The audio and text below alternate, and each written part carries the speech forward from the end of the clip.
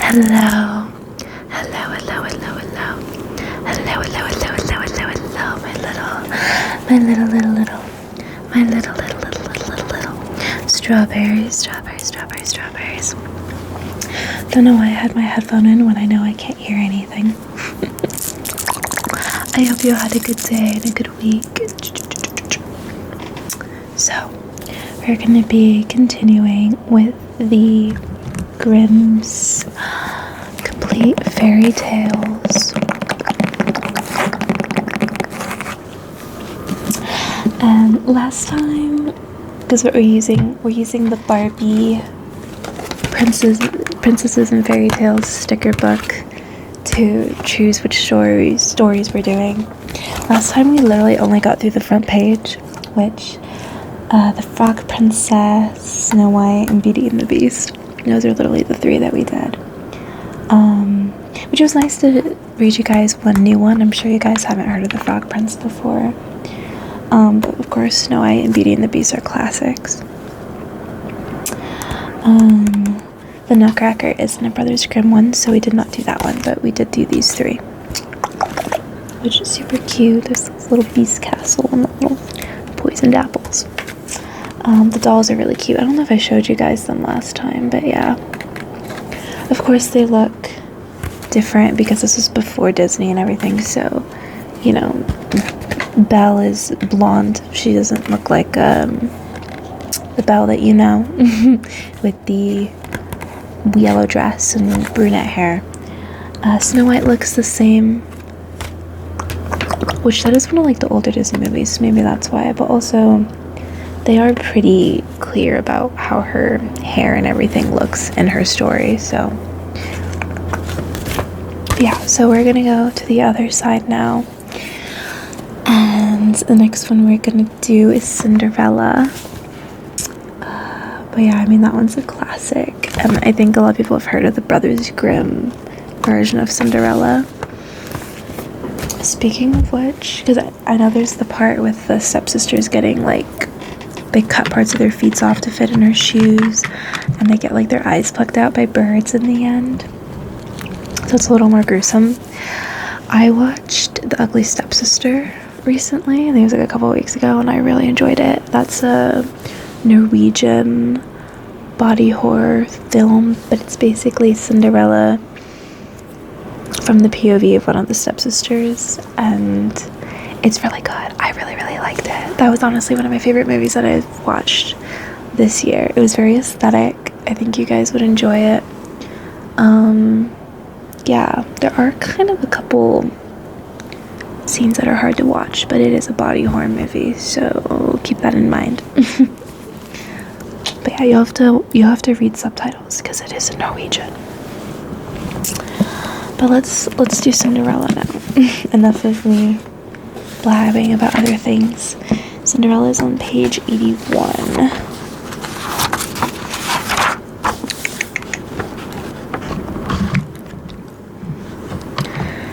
The wife of a rich man fell sick, and she felt that her end was drawing near. She called her only daughter to her bedside and said, "Dear child, be good and pious, and then the good God will always protect you, and I will look down on you from heaven and be near you." Then she closed her eyes and departed. Every day the maiden went out to her mother's grave and wept, and she remained pious and good. Is it pious or pious? I actually never really knew for that one. That's a word that I read, but I don't hear other people say. When winter came, the snow spread a white sheet over the grave, and when the spring sun had drawn it off again, the man had taken another wife. The woman had brought 2 daughters into the house with her, who were beautiful and fair of face, but vile and black of heart. Now begun a bad time for the poor stepchild. "Is the stupid goose to sit in the parlor with us?" they said. "He who wants to eat bread must earn it. Out with the kitchen wench." God damn. They took her pretty clothes away from her, put an old gray bedgown on her, and gave her wooden shoes. "Just look at the proud princess, how decked out she is," they cried, and laughed and led her into the kitchen. There she had to do hard work from morning till night, get up before daybreak, carry water, light fires, cook, and wash. Besides this, the sisters did her every imaginable injury. They mocked her and emptied her peas and lentils into the ashes so that she was forced to sit and pick them out again. In the evening, when she had worked till she was weary, she had no bed to go to, but had to sleep by the fireside in the ashes, and since on that account she always looked dusty and dirty, they called her Cinderella. It happened that her father was once going to the fair, and he asked his 2 stepdaughters what he should bring for them. Wait, this happened before her dad left? Brother, stand up. Like,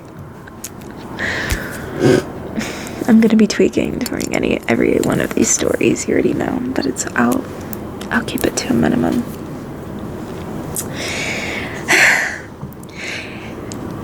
It happened that the father was once going to the fair, and he asked his 2 stepdaughters what he should bring back for them. "Beautiful dresses," said one. "Pearls and jewels," said the second. "And you, Cinderella," said he, "what will you have?" "Father, break off for me the first branch which knocks against your hat on your way home." So he brought beautiful dresses, pearls, and jewels for his stepdaughters, and on his way home, as he was riding through the green thicket, a hazel twig brushed against him and knocked off his hat. Then he broke off the branch and took it with him. When he reached home, he gave his stepdaughters the things they had wished for, and to Cinderella he gave the branch from the hazel bush. Cinderella thanked him, went to her mother's grave, and planted the branch on it, and wept so much that the tears fell down on it and watered it, and it grew, however, and became a handsome tree. Thrice a day Cinderella went and sat beneath it and wept and prayed, and a little white bird always came on the tree, and if Cinderella expressed a wish, the bird threw down to her what she had wished for. It happened, however, that the king appointed a festival which was to last 3 days, and to which all the beautiful young girls in the country were invited, in order that his son might choose himself a bride. When the 2 stepsisters heard that they were to appear among the number, they were delighted, called Cinderella, and said, "Comb our hair for us, brush our shoes, and fasten our buckles, for we are going to the festival at the king's palace." Cinderella obeyed, but wept because she too would have liked to go with them to the dance, and begged her stepmother to allow her to do so. "You go, Cinderella," said she. "You are dusty and dirty, and will go to the festival. You have no clothes and shoes, and yet would dance." As, however, Cinderella went on asking, the stepmother had said, "I have emptied a dish of lentils into the ashes for you. If you've picked them out again in 2 hours, you shall go with us."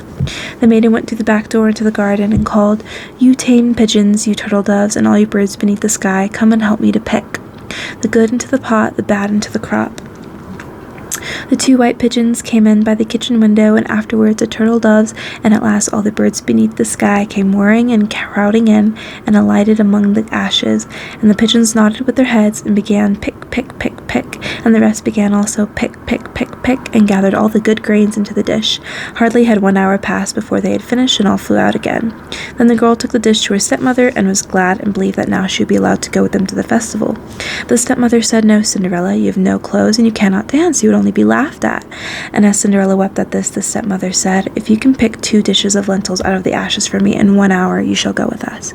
And she thought to herself that she must certainly cannot do. When the Cinderella had emptied the 2 dishes of lentils among the ashes, the maiden went through the back door into the garden and cried, "You tame pigeons, you turtle doves, and all you birds under heaven, come and help me to pick the good into the pot, the bad into the crop."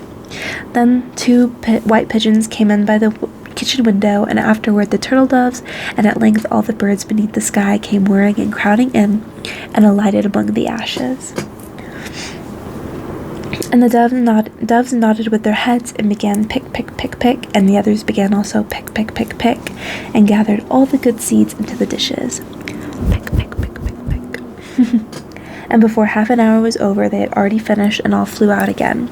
Then the maiden carried the dishes to the stepmother, and was delighted, and believed that she may now go with them to the festival. But the stepmother said, "All this will not help you. You cannot go with us, for you have no clothes and cannot dance. We should be ashamed of you." With this she turned back on Cinderella, and hurried away with her 2 proud daughters. As no one was now at home, Cinderella went to her mother's grave beneath the hazel tree, and cried, "Shiver and quiver, little trees, silver and gold throw down over me." Then the bird threw a gold and silver dress down to her, and slippers embroidered with silk and silver. She put on the dress with all speed, and went to the festival. Her stepsisters and stepmother, however, did not know her and thought she must be a foreign princess, for she looked so beautiful in the golden dress. They never once thought of Cinderella and believed that she was sitting at home in the dirt, picking lentils out of the ashes. The prince went to meet her, took her by the hand, and danced with her. He would dance with no other maiden, and never let go of her hand, and if anyone else came to invite her, he said, "This is my partner." She danced till it was evening, and then she wanted to go home, but the king's son said, "I will go with you and bear your company," for he wished to see whom the beautiful maiden belonged. She escaped from him, however, and sprang into the pigeon house. The king's son waited until her father came, and he told him that the strange maiden had leapt into the pigeon house. The old man thought, "Can it be Cinderella?" And they had to bring him an axe and a pickaxe that he might hew the pigeon house to pieces, but no one was inside it. And when they got home, Cinderella lay in her dirty clothes among the ashes, and a dim little oil lamp was burning on the mantelpiece. For Cinderella had quickly jumped down from the back of the pigeon house and had run into the little hazel tree. And there she had taken off her beautiful clothes and laid them on the grave, and the bird had taken them away again. And then she placed herself in the kitchen amongst the ashes in her grey gown. The next day, when the festival began afresh and her parents and the stepsisters had gone once more, Cinderella went to the hazel tree and said, "Shiver and quiver, my little tree, silver and gold throw down over me." Not that and her parents. It's the fact that the dad's still alive and he just doesn't give a fuck. Like, this is why in the movie they at least have the dad die in the beginning, so it's like, well, only, people who hate her are left. But in this one, the dad is literally alive, and he just does not give a damn. Oh.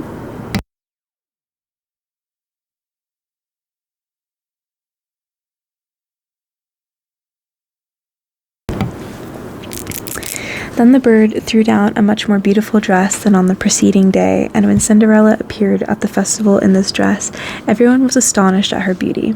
The king's son had waited until she came, and instantly took her by the hand and danced with no one else but her. When others came and invited her, he said, "She is my partner."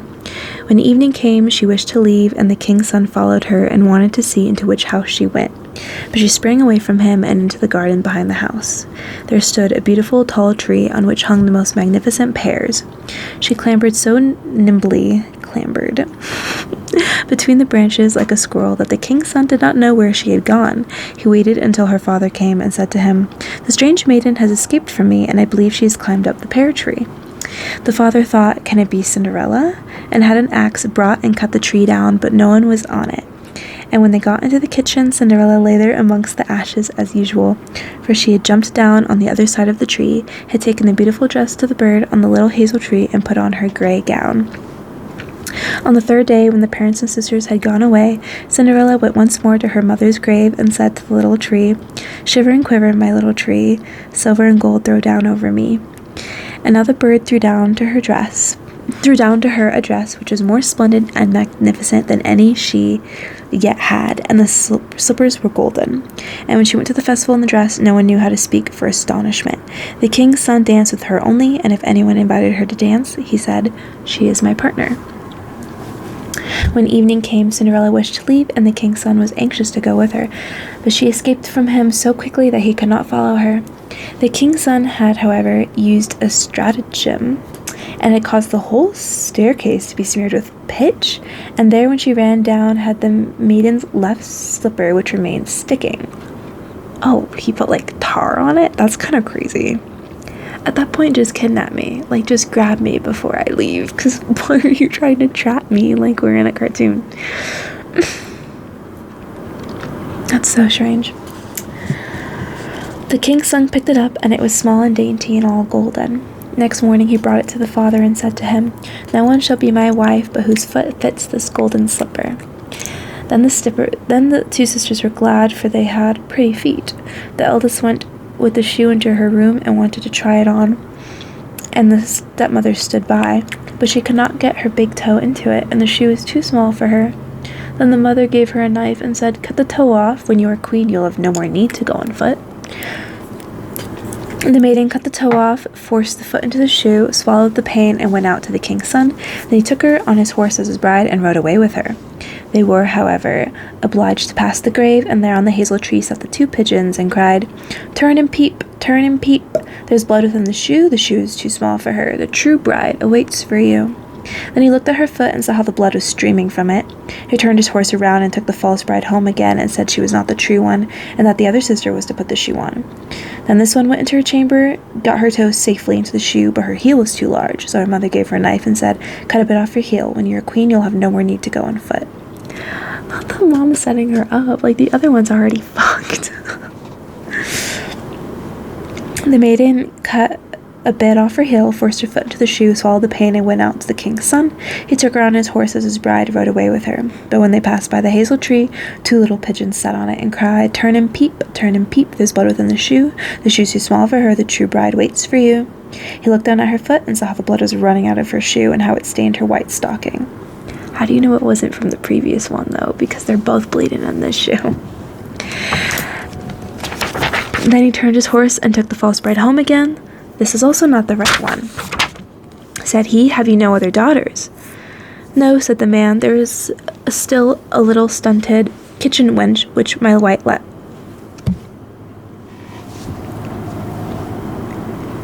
Sorry, I can't make that gesture on YouTube. This is literally the father. "There's still a little stunted kitchen wench, which my late wife left behind."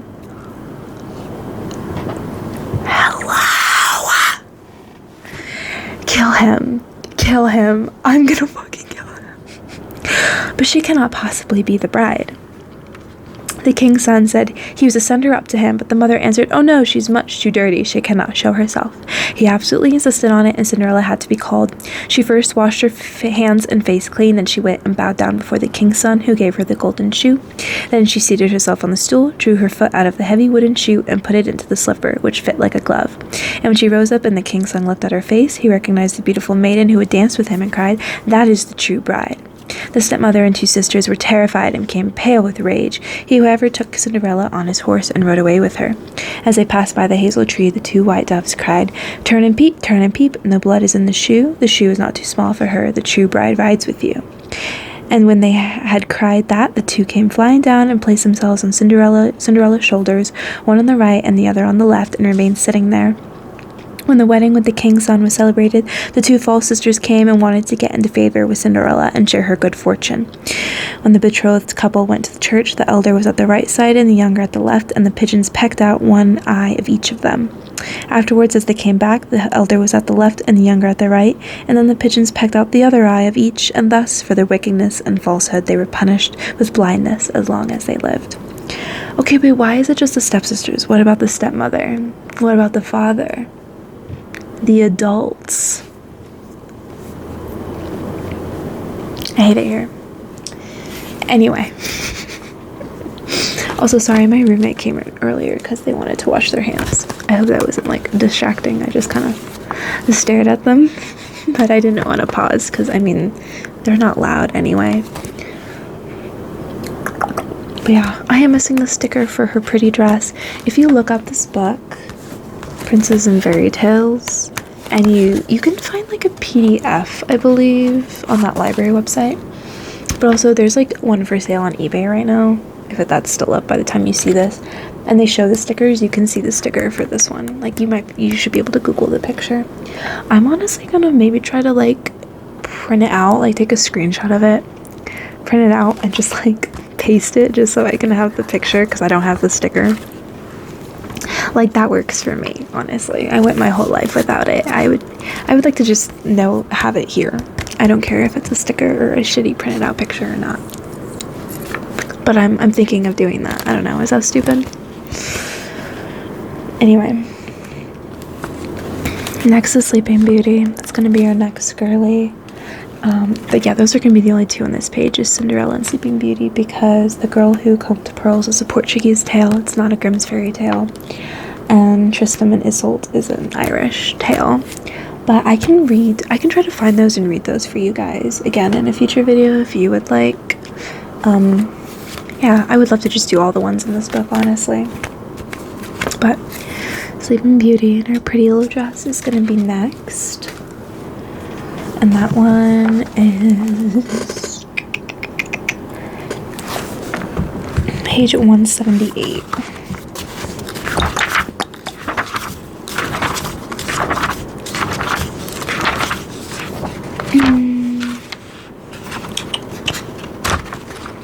Here we go. Sleeping Beauty, in parentheses, Briar Rose. Which, by the way, they also have Snow White and Rose Red in this book. I can't remember if I've read that story for you guys or not. If I did, it was in a really old video. I feel like I did, but I'll do it again. I might actually read it in this video.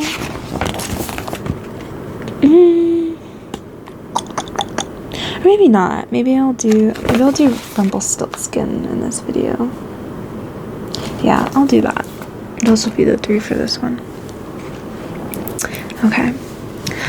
A long time ago, there were a king and queen who said every day, "Ah, if only we had a child." But they never had one.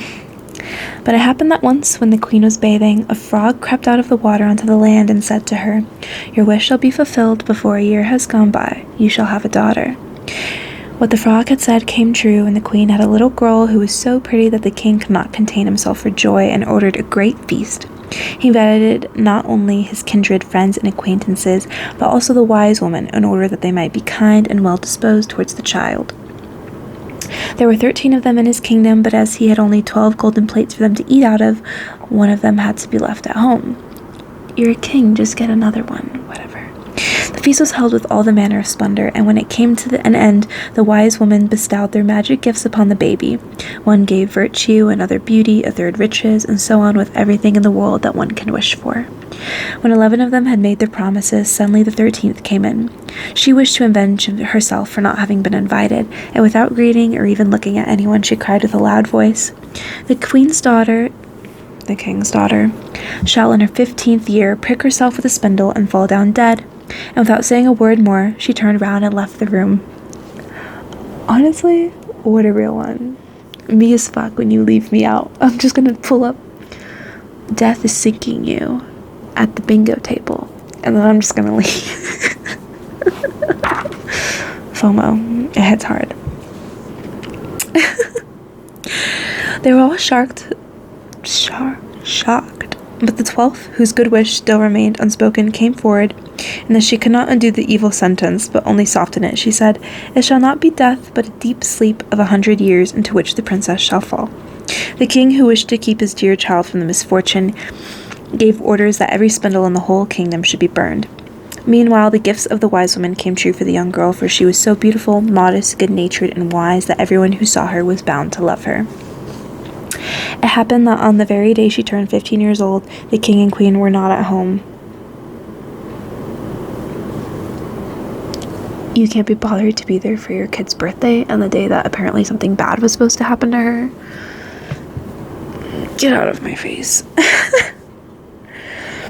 And the maiden was left in the palace quite alone, so she went round into all sorts of places, looked into rooms and bedchambers just as she liked, and last came to an old tower.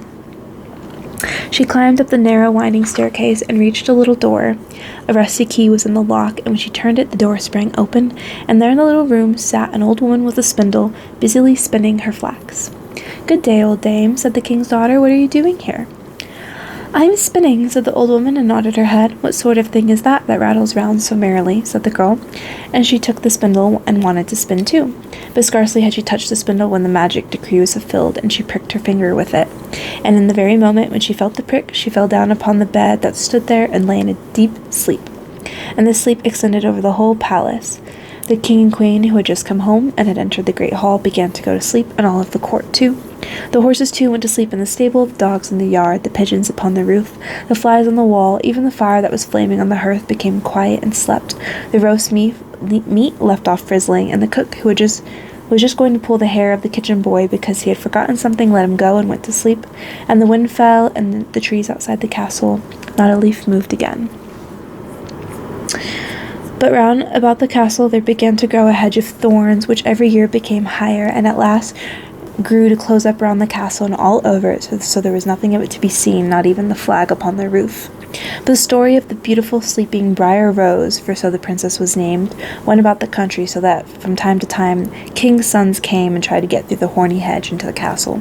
But they found it impossible, for the thorns held fast together as if they had hands, and the youths were caught in them, could not get loose again, and died a miserable death. Yeah, I forgot about this part where, like, the whole kingdom went to sleep, not just her. Honestly, I like that. I like that twist. It's like the whole kingdom just stopped. I really like Maleficent. If you guys have seen that live action movie, the Disney one of their best ones. Like, the story is so good. Also, Elle Fanning as Aurora. The fact that she was like 15 or 14 or something. She is stunning. I'm sorry, Elle Fanning is my type, if you didn't know. I love that movie.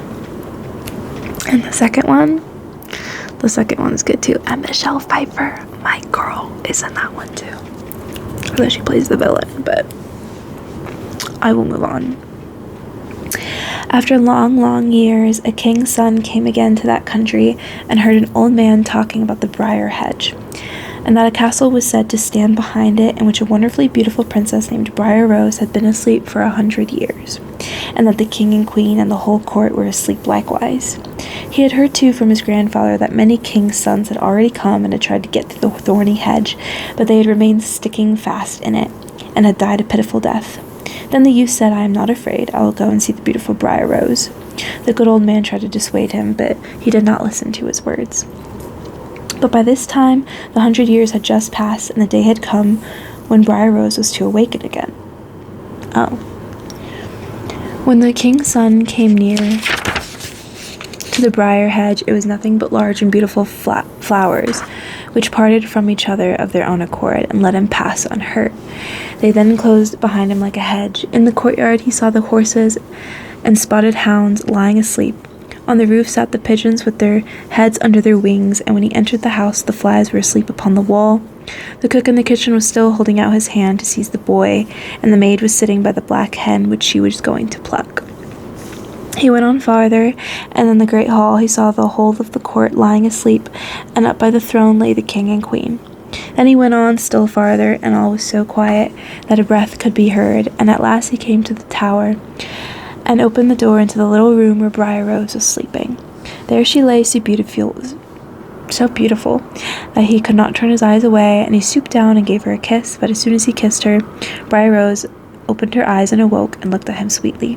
Then they went down together, and the king awoke, and the queen and the whole court looked at each other in great astonishment, and the horses in the courtyard stood up and shook themselves, the hounds jumped up and wagged their tails, the pigeons on the roof pulled out their heads from under their wings, looked round and flew into the open country, the flies on the wall crept again, the fire in the kitchen burned up and flickered and cooked the meat. The roast began to turn and frizzle again, and the cook gave the boy such a box on the ear that he screamed, and the maid plucked the fowl ready for the spit. And then the marriage of the king's son with Briar Rose was celebrated with all splendor, and they lived contented to the end of their days. I appreciate that this story isn't the one that I've heard before that had to do with sexual assault. Which, I mean, a lot of these stories do involve some level of, but in the one that I heard, she literally gave birth to twins while she was still in her coma, so yeah. But also in that one, I think she was the only one asleep. But I remember it was a whole thing where one of the babies sucked out the, like, thorn from her finger, and then she woke. And then when she went to the prince who got her pregnant, he had a queen already. And the queen tried to kill, actually, I thought she, like, cooked the infants and tried to feed them to Sleeping Beauty. And there was, like, a happy ending, but, like, I was like, this isn't giving happy ending. Like, so much has happened. I'm traumatized. Like, what's happening? I've heard that version before. I don't think that was the Brothers Grimm one, though, because I think this is the Brothers Grimm one. So I don't know what version that I read. I don't know what version that was. But yeah, I'm glad this wasn't that. These have been pretty PG-13 so far, which is good, because they're supposed to be for children. But yeah, next section is classic stories. So we're gonna do Rumplestiltskin, which classic, although I've never seen this one in any movies or anything. Yeah, Rumpelstiltskin taught this lady how to spin straw into gold. The story originated in Germany, but he has different names all around the world. In Scotland, he is called Whippety Story, and in Hungary, he is called Panchmansi. Yeah, I don't know how to say that. But yeah, that's the only one, I believe, on this page. That's a Grimm's fairy tale, because Princess and the Pea is a Hans Christian Andersen story. One of my faves. The Little Mermaid is as well. And Swan Lake is a play again. That one's similar to like the Nutcracker. In the sense that it's not like a fairy tale story. It like started as a ballet. So we will do Rumpelstiltskin next. Another play that I really want to, well, I probably won't read you guys because it's really long, but I really want to get the children classic version of is The Phantom of the Opera, because right now I have Wuthering Heights, The Picture of Dorian Gray, and Turn of the Screw. In those editions, they have like the really pretty flower covers, and I really want to get The Phantom of the Opera. But that's like a $25 book, so I'm like, ugh. I'm not working right now. That's in the future. That's on my list. I saw it at Barnes & Noble's when I went like a month ago, and I was like, but I saw it on Amazon, so I was like, let me wait till it's like 10% off on Amazon or something, because Amazon usually has little sales. Anyway. Let's see, it's gonna be page 200, so we're like super close. Oh, this one's super short. Yay. We might actually be able to do 4 in this video.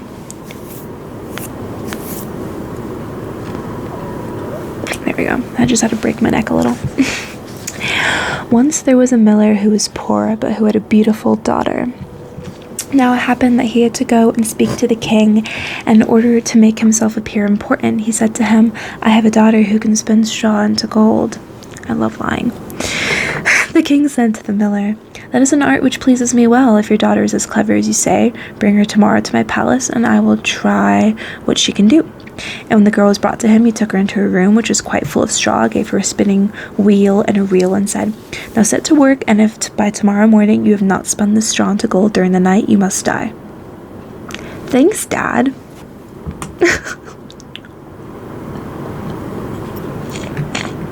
This story pisses me off also. Thereupon he himself locked up the room and left her in it alone. So there sat the poor miller's daughter, and for the life of her she could not tell what to do. She had no idea how straw could be spun into gold, and she grew more and more miserable, until at last she began to weep. But all at once the door opened, and in came a little man and said, Good evening, Mistress Miller, why are you crying so?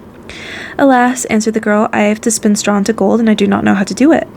What will you give me, said the mannikin, if I do it for you? My necklace, said the girl. The little man took the necklace, seated himself in front of the wheel, and whir 3 times, and the wheel was full. Then he put on another, and whir 3 times round, and the second was full too. And so it went on until the morning, when all the straw was spun, and all the reels were full of gold. By daybreak the king was already there, and when he saw the gold, he was astonished and delighted. But his heart became only more greedy. He had the miller's daughter taken into another room full of straw, which was much larger, and commanded her to spin that also in one night, if she valued her life. The girl knew not how to help herself, and was crying when the door opened again, and the little man appeared and said, What will you give me if I spin that straw into gold for you? The ring on my finger, answered the girl. The little man took the ring, again began to turn the wheel, and by morning had spun all the straw into glittering gold. The king rejoiced beyond measure at the sight, but still had not enough gold, and he had the miller's daughter taken into a still larger room full of straw, and said, You must spin this too in the course of this night, but if you succeed, you shall be my wife. And he thought, even if she be a miller's daughter, I could not find a richer wife in the whole world. I would not want to marry you if you threatened to kill me if I didn't make gold out of thin fucking air for you. The way I'd kill him in his sleep, I'd be like, the night we get married, I'm killing you in your sleep.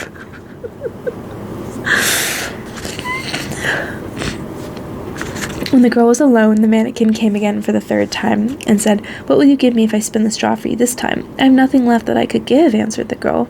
Then promise me if you should become queen, your first child. Who knows whether that will ever happen, thought the miller's daughter. I mean, Babes, it's gonna happen. You know what married couples do? Sorry. Just saying.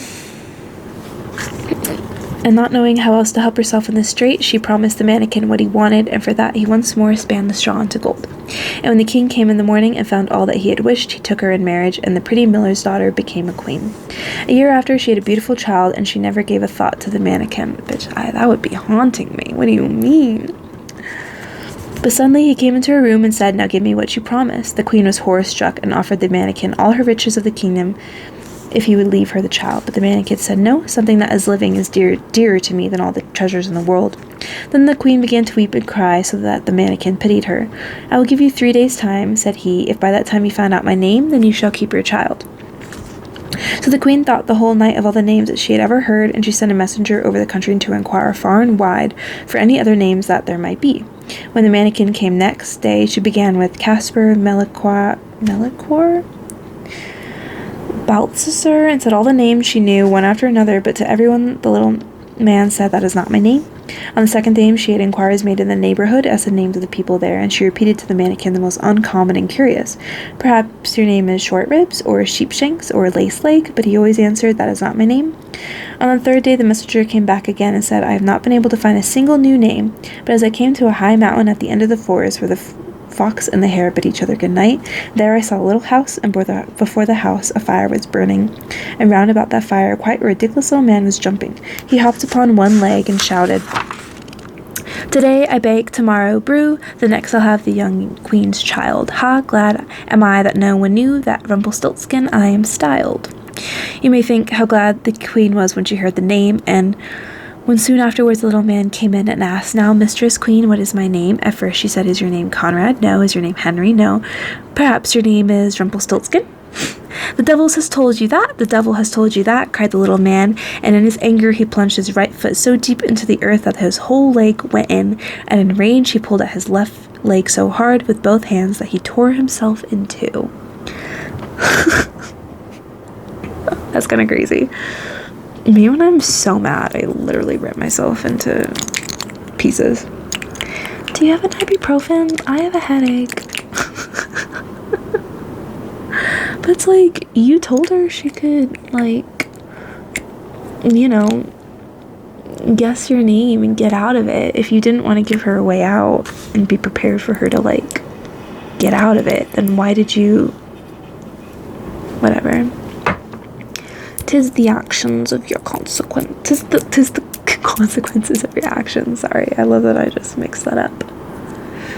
Alright. One last one for this video. Because I have 10 total, because I was going to include Little Red Riding Hood. Obviously, I was thinking maybe doing 3 videos, because there's just too many stories. You know, 10 divided by 3, not an even number. 9 divided by 3. There you go. 3, 3, 3. 3 videos. 3 stories per. But since this one was shorter, we can do 4 on this one. I'm hoping Little Red Riding Hood will be shorter, so we'll do Little Red Riding Hood at the end of this video instead of... I was going to do it at the end, but yeah. This one's a not Don't Talk to Strangers story. We already know that. I love her little fit. It's so cute. So let's find that one. That one's page 96, and I believe in this one the name is actually the Little Red Cap. Yeah. So this one... Okay, this one's not too long either, thankfully, because my roommate needs to come in here and get ready for bed soon, so I'm going to wrap this one up, and I'll continue after my roommate is done. So... Once upon a time, there was a dear little girl who was loved by everyone who looked at her, but most of all by her grandmother, and there was nothing that she would not have given to the child. Once she gave her a little cap of red velvet, which suited her so well that she would never wear anything else, so that she was always called Little Red Cap. One day her mother said to her, "Come, Little Red Cap, here is a piece of cake and a bottle of wine. Take them to your grandmother. She is ill and weak, and they will do her good." Me when I'm sick, give me cake and wine. Set out before it gets too hot, and when you are going, walk nicely and quietly and do not run off the path, or you may fall and break the bottle, and then your grandmother will get nothing. And when you go into your room, don't forget to say good morning, and don't peep into every corner before you do it. I will take great care, said Little Red Cap to her mother, and gave her hand on it. The grandmother lived out in the wood, half a league from the village, and just as Little Red Cap entered the wood, a wolf met her. Red Cap did not know what a wicked creature he was, and was not at all afraid of him. Good day, Little Red Cap, said he. Thank you kindly, Wolf. Where do you go so early, Little Red Cap? To my grandmother's. What have you got in your apron? Cake and wine. Yesterday was baking day, so poor sick grandmother is to have something good to make her stronger. Where does your grandmother live, Little Red Cap? A good quarter of a league farther on in the wood. Her house stands under the 3 large oak trees, the nut trees are just below. You surely must know it, replied Little Red Cap. Not her doxing herself. Girl. The wolf thought to himself, what a tender young creature, what a nice plump mouthful. She'll be better to eat than the old woman. I must act craftily so as to catch both. So he walked for a short time by the side of Little Red Cap, and then he said, See, Little Red Cap, how pretty the flowers are about here. Why do you not look around? I believe, too, that you do not hear how sweetly the little birds are swinging. You walk gravely along as if you were going to school, while everything else out here in the wood is merry. Little Red Cap raised her eyes when she saw the sunbeams dancing here and there throughout the trees and pretty flowers growing everywhere. She thought, suppose I take grandmother a fresh nosegay. That would please her, too. It is so early in the day that I shall still get there in good time. And so she ran from the path into the wood to look for flowers, and whenever she had picked one, she fancied that she saw a still prettier one farther on and ran after that, and so got deeper and deeper into the wood. Meanwhile, the wolf ran straight to the grandmother's house and knocked on the door. Who is there? Little Red Cap, replied the wolf. She's bringing cake and wine. Open the door. Lift the latch, called out the grandmother. I am too weak and cannot get up. The wolf lifted the hatch and flew the door open, and without saying a word, he went straight to the grandmother's bed and devoured her.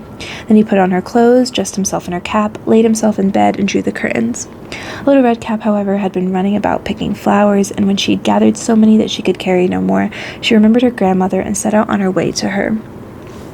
She was surprised to find the cottage door standing open, and when she went into the room, she had such a strange feeling that she said to herself, Oh dear, how uneasy I feel today. And at other times I like being with grandmother so much. She called out good morning, but received no answer, so she went to the bed and drew back the curtains. There lay her grandmother with her cap pulled far over her face and looking very strange. Oh, grandmother, she said, what big ears you have. The better to hear you with, my child, was the reply. But grandmother, what big eyes you have, she said. The better to see you with, my dear. But grandmother, what large hands you have, the better to hug you with. Oh, but grandmother, what a terrible big mouth you have, the better to eat you with. And scarcely had the wolf said this, than with one bound he was out of bed and swallowed up Red Cap. When the wolf had appeased his appetite, he lay down again in the bed and fell asleep and began to snore very loud. The hunter was just passing the house and thought to himself, how the old woman is snoring. I must just see if she wants anything. So he went into the room, and when he came to the bed, he saw that the wolf was lying in it. Did I find you here, you old sinner? Said he. I have long sought you. Then just as he was going to fire at him, it occurred to him that the wolf might have devoured the grandmother, and that she might still be saved. So he did not fire, but took a pair of scissors and began to cut open the stomach of the sleeping wolf. Me when I can sleep through someone cutting open my stomach. Like, straight up getting disemboweled casually while you're taking a nap. When he had made 2 snips, he saw that little Red Cap shining, and then he made 2 more snips, and the little girl sprang out crying, Ah, how frightened I have been, how dark it was inside the wolf. And after that the aged grandmother came out alive also, but scarcely able to breathe. Red Cap, however, quickly fetched great stones with which they filled the wolf's body, and when he awoke and wanted to run away, but the stones were so heavy that he fell down at once and fell dead. Then all 3 were delighted. The hunter drew off the wolf's skin and went home with it. The grandmother ate the cake and drank the wine which Red Cap had brought and revived. But Red Cap thought to herself, as long as I live, I will never by myself leave the path to run into the wood when my mother has forbidden me to do so. Oh, interesting. There's the last part. It is also related that once when Red Cap was again taking cakes to the old grandmother, another wolf spoke to her and tried to entice her from the path. Red Cap, however, was on her guard and went straight forward on her way and told her grandmother that she had met the wolf and that he had said good morning to her, but with such a wicked look in his eyes that if they had not been on that public road, she was certain he would have eaten her up. "Well," said the grandmother, "we will shut the door that he may not come in." Soon afterwards the wolf knocked and cried, "Open the door, grandmother, I am Little Red Cap, and I am fetching you some cakes." But they did not speak or open the door, so the greybeard stole twice or thrice round the house, and at last jumped on the roof, intending to wait until Red Cap went home in the evening, and then to steal after her and devour her in the darkness. But the grandmother saw what was in his thoughts. In front of the house was a great stone trough, so she said to the child, "Take the pail, Red Cap, I made some sausages yesterday. So carry the water in, which I boiled them to the trough." Red Cap carried until the great trough was quite full. Then the smell of sausages reached the wolf, and he sniffed and peeped down, and at last stretched out his neck so far that he could no longer keep his footing, and began to slip, and slipped down from the roof straight into the great trough and drowned. But Red Cap went joyously home, and never did anything to harm anyone. I was wondering about that part. I was like, I remember a part of the story where the wolf falls down the chimney and, like, dies, like, I don't know, he gets, like, boiled alive or something. They have something waiting for him at the bottom. And there it was a second wolf. Alright. That's gonna be a wrap for this video. Oops. I will have a third and final one with the rest of the Barbie stories out soon. Oh, let me show, I didn't show the kitties in this video. I should. There's my baby Oliver. And there's Jasper. They're both sleeping so cute. Alright. Good night, you guys. Good night, good night, good night, good night, good night.